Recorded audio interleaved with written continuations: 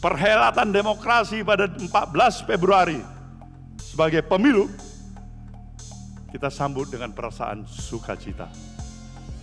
Kita mencalonkan juga calon presiden kita yang bernama Anies Baswedan.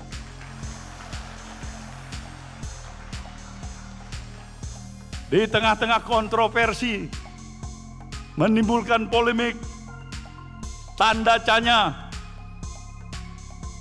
bahkan judgment, punishment dihadapkan kepada Nasdem. Kekecewaan, kemarahan, bahkan kebencian. Tapi tentu Nasdem menempatkan pilihannya mencalonkan calon presidennya. Nasdem tidak hanya berhitung satu kali. Dia sudah berhitung satu kali, dua kali, tiga kali, lebih dari 7 kali, baru dia putuskan Anies Baswedan. Prinsipnya buat Partai Golkar, hasil Rakernas kemarin itu yang terpenting pertama mengamankan dulu keputusan Musyawarah Nasional dan Rapimnas yang menyatakan bahwa Pak Erlangga adalah calon presiden. Ya. Namun kan kita tahu bahwa politik ini dinamis. Pada dirinya Partai Golkar masih belum cukup untuk presidensial threshold. Maka kita memerlukan pendekatan kepada partai-partai yang lain.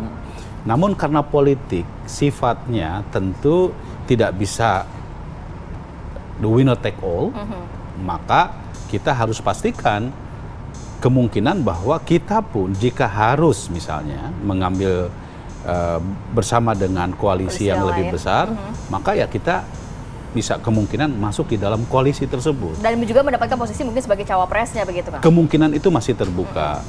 Nah, yang terpenting buat kami adalah bahwa Golkar harus ada menjadi bagian di dalam koalisi yang di dalamnya tersebut, di mana Ketua Umum kami, Bapak Erlangga Hartarto harus, ya sekali lagi, harus menjadi bagian dari koalisi yang dibangun yang nanti akan dimandatkan kepada beliau ini. Nah, kami merasa sangat penting sekali Partai Golkar ini dalam percaturan politik 2024. Kenapa? Karena kita tahu bahwa Partai Golkar ini partai terbesar kedua.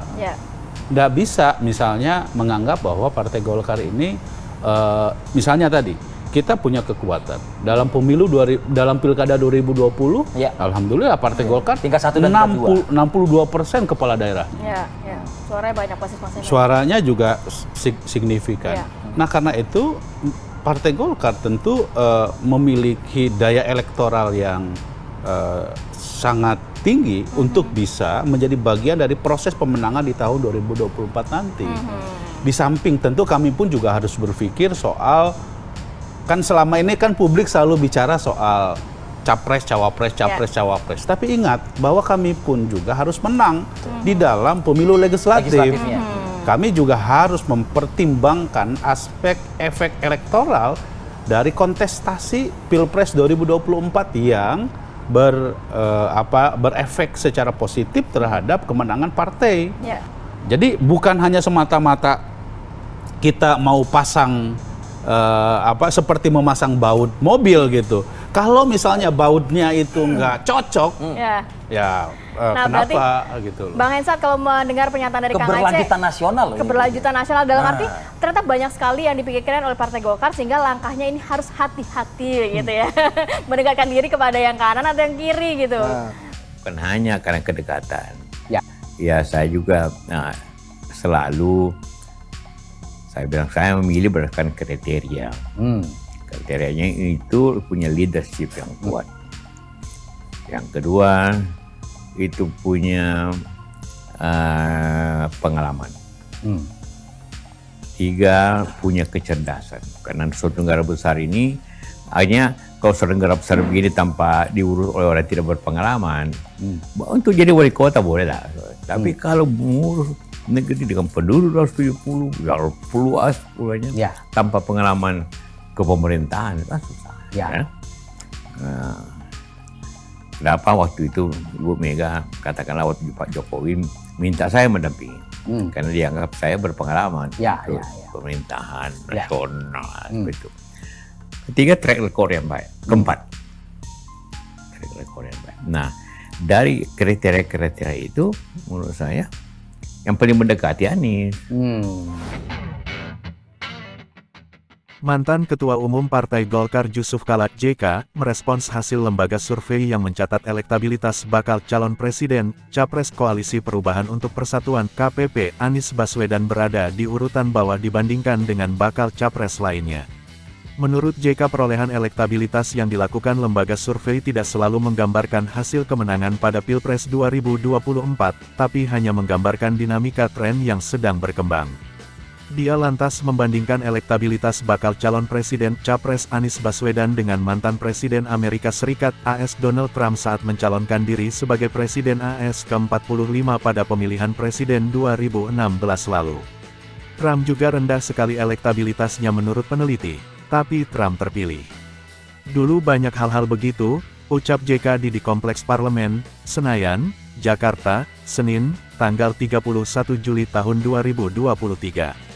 Menurut dia, elektabilitas Anies Baswedan sebelumnya juga pernah menempati posisi ketiga di antara kandidat gubernur DKI Jakarta lainnya pada Pilkada 2017 lalu, namun pada akhirnya Anies keluar sebagai pemenang.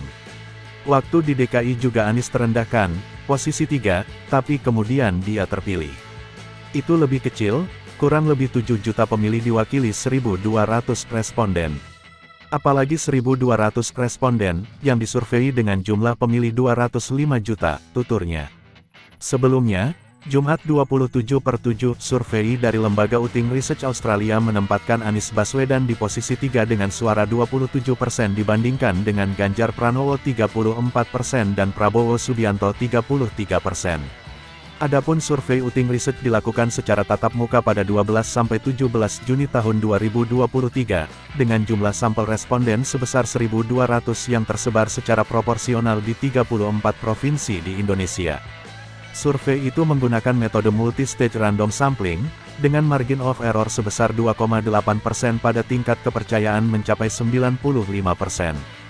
Jusuf Kalla mendukung sikap Presiden Joko Widodo menjelang pemilihan umum pemilu 2024 yang disebut cawe-cawe untuk melaksanakan demokrasi yang baik.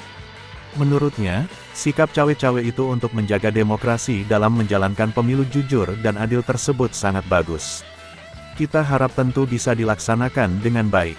Kalau ingin apa yang dijelaskan untuk demokrasi berjalan dengan baik agar pemilu jujur dan adil, tentu kita dukung, kata Jusuf Kalla di Kompleks Istana Kepresidenan, Jakarta, Selasa. Jusuf Kalla menilai Jokowi mengetahui batasan tersendiri dalam melaksanakan demokrasi yang baik serta pemilu yang jujur dan adil. Mantan Ketua Umum Partai Golkar tersebut juga menanggapi kebijakan infrastruktur yang harus tetap berjalan. Kendati demikian, dengan mempertimbangkan infrastruktur yang efisien sesuai dengan kebutuhannya. Di sisi lain, dia tidak menampik setiap pemimpin memiliki caranya masing-masing dalam membangun infrastruktur.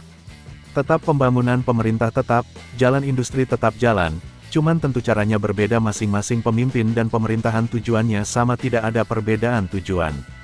Akan tetapi, yang berbeda adalah cara pilihan masing-masing pemimpin pemerintahan yang ada dan kondisi yang ada, katanya. JK juga menilai pemerintah menjaga agar aparat tidak campur tangan dalam kontestasi politik pemilu 2024. Menurut JK, posisi aparat hanya sebagai wasit. Sebelumnya, Presiden Joko Widodo bertemu dengan para pemimpin redaksi Pimret Media Massa dan pegiat media di Istana Merdeka Jakarta. Ya, ngobrol saja, ngobrol tentang cawe-cawe pokoknya, kata Helmi Yahya, pemilik kanal YouTube Helmi Yahya Bicara, di lingkungan Istana Kepresidenan, Jakarta, Senin, 29/5.